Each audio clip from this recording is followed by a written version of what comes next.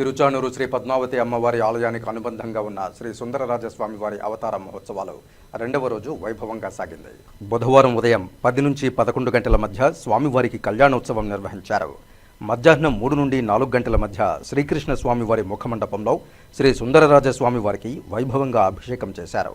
ఇందులో పాలు, పెరుగు, తేనె, కొబ్బరి నీరు, పసుపు, చందనములతో వేడుకగా అభిషేకం నిర్వహించారు.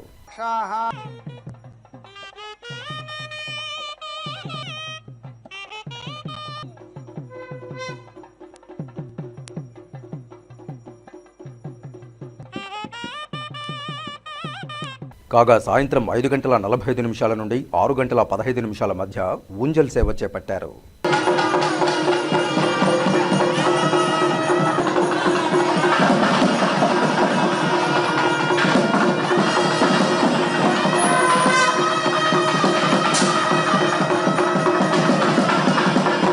రాత్రికి 7 నుండి 8:30 గంటల మధ్య హనుమంత వాహనంపై 4 మాడ వీధుల్లో స్వామివారు విహరించారు.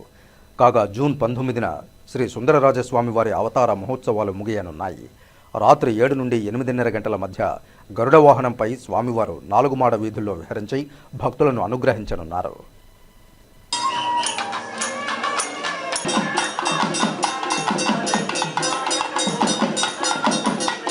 ఈ కార్యక్రమంలో ఆలయ deputy EO Harindranath, AEO Devarajulu, superintendent Ramesh, ఆర్జితం ఇన్స్పెక్టర్ కె చలపతి, ఇతర అధికారులు, విశేష సంఖ్యలో భక్తులు పాల్గొన్నారు.